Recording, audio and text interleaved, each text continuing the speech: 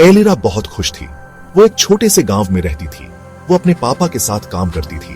वो गांव के लोहार थे। एलिरा को धातु और आग की खुशबू बहुत पसंद थी। उसे हथौड़े की आवाज भी अच्छी लगती थी। वो तलवार बनाना सीख रही थी। एक दिन एक अजनबी गांव में आया। उसने एक लंबा चौगा पहना था। उसका चेहरा ढका हुआ था। उसके पास एक खूबसूरत तलवार थी। तलवार चमक रही थी। ऐसा लग रहा था जैसे वो जिंदा हो। वो अजनबी लोहार की दुकान पर आया। उसने एलिरा के पापा से अपनी तलवार ठीक करने को कहा। उसके पापा परेशान लग रहे थे। उन्होंने कहा कि तलवार बहुत शक्तिशाली है। उन्होंने उसे छूने से मना कर दिया। अजनबी ने एलिरा की तरफ देखा। उसने उसकी आंखों में आग देखी। उसने सीखने की उसकी चाहत देखी। उसने उसे तलवार दे दी। ये तलवार तुम्हारी है, उसने कहा, लेकिन इसकी एक कीमत है। एलिरा कंफ्यूज थी। उसे समझ नहीं आया।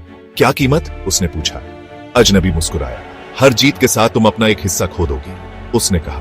एलिरा ने तलवार ले ली। उसके हाथों में वो गर्म लगी। उसे सही लगा। उसने अजनबी की बात पर यकीन नहीं किया। उसने सोचा कि वो बस अजीब है। एलिरा ने तलवार से ट्रेनिंग शुरू कर दी। वो एक नेचुरल थी। तलवार उसके शरीर का ही एक हिस्सा लगती थी। वो उसके विचारों के साथ चलती थी। वो बहुत ताकतवर थी। एलिरा ने लोकल टूर्नामेंट्स में लड़ना शुरू कर दिया। वो हर लड़ाई जीत गई। वो फेमस हो गई। लोग उसे ढलते सूरज की तलवार कहते थे। लेकिन कुछ गड़बड़ थी। एलिरा को अलग महसूस हो रहा था। उसे छोटी छोटी बातें याद नहीं रहती थी। वो अपने पसंदीदा खाने का स्वाद भूल गई। वो अपनी मां की हंसी की आवाज भूल गई। एलिरा की प्रसिद्धि राजा तक पहुंची। वो उसके हुनर से प्रभावित हुआ। उसने उसे अपनी सेना में सेनापति बना दिया। एलिरा ने सेना को कई जीत दिलाई। वो एक लीजेंड बन गई। वो हमेशा लड़ाई के बीच में रहती थी। तलवार दुश्मनों को मक्खन की तरह काटती थी। वो कभी कोई लड़ाई नहीं हारी, लेकिन वो खुद को खो रही थी। एलिरा की याददाश्त कमजोर हो रही थी। वो अपने बचपन के दोस्तों को भूल गई। वो अपने सपने भूल गई। वो अपने पापा के गले लगने का एहसास भूल गई। एक दिन एलिरा ने अपना अक्स देखा। वो अलग दिख रही थी। उसकी आंखें ठंडी थीं। उसका चेहरा कठोर था। वो एक अजनबी जैसी लग रही थी। एलिरा को फुसफुसाहटें सुनाई देने लगी। लोग उससे डरते थे। वो उसकी शक्ति की कीमत के बारे में फुसफुसाते थे। वो अजनबी के श्राप के बारे में फुसफुसाते थे। एलिरा को डर लगा। क्या अजनबी सच कह रहा था? क्या वो खुद को खो रही थी? उसने उन विचारों को दूर कर दिया। उसे मजबूत होना था। भाग 6, शक्ति की कीमत। राजा लालची था। वो और ताकत चाहता था। उसने एलिरा को पड़ोसी राज्य पर हमला करने का आदेश दिया। एलिरा जानती थी कि यह गलत है, लेकिन वो राजा की बात नहीं टाल सकती थी। उसने सेना को एक और जीत दिलाई।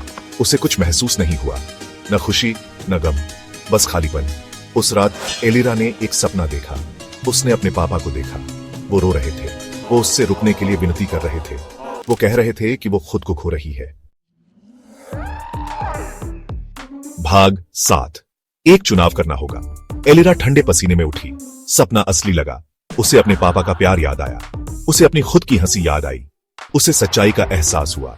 वो एक राक्षस बन गई थी। तलवार उसकी यादें ले गई थी। वो उसकी इंसानियत ले गई थी। लेकिन अभी देर नहीं हुई थी। वो अभी भी चुन सकती थी। एलिरा तलवार रख सकती थी। वो युद्ध जीतती रह सकती थी, लेकिन वो हमेशा के लिए खुद को खो देगी। या वो तलवार छोड़ सकती थी। वो फिर से इंसान बन सकती थी। भाग 8, त्याग। एलिरा ने अपना फैसला कर लिया। वो अपने तंबू से बाहर निकली। वो कैंप के सबसे ऊंचे स्थान पर गई। उसने तलवार को आसमान की तरफ उठाया। मैं तुझसे अब और नहीं रह सकती, उसने कहा। उसने तलवार को जमीन पर फेंक दिया। वो 1000 टुकड़ों में टूट गई। टुकड़े धूल में बदल गए। धूल उड़ गई। एलिरा के सिर में तेज दर्द हुआ। यादें वापस आ गईं। उसे अपना बचपन याद आ गया। उसे अपना परिवार याद आ गया। उसे खुद याद आ गई। भाग 9, शांति की खोज। एलिरा अपने गांव लौट आई। वो अब एक प्रसिद्ध सेनापति नहीं थी। वो सिर्फ एलिरा थी, लोहार की बेटी, और वो खुश थी। वो एक साधारण जीवन जीती थी। वो अपने पापा के साथ काम करती थी। वो अपने दोस्तों के साथ हंसती थी। उसकी यादें वापस आ गई थी, और बस यही मायने रखता था। एलिरा ने एक कीमती सबक सीखा। शक्ति खतरनाक होती है। ये सबसे पवित्र दिल को भी भ्रष्ट कर सकती है। सच्ची खुशी प्यार, दोस्ती और खुद के प्रति सच्चे रहने में है।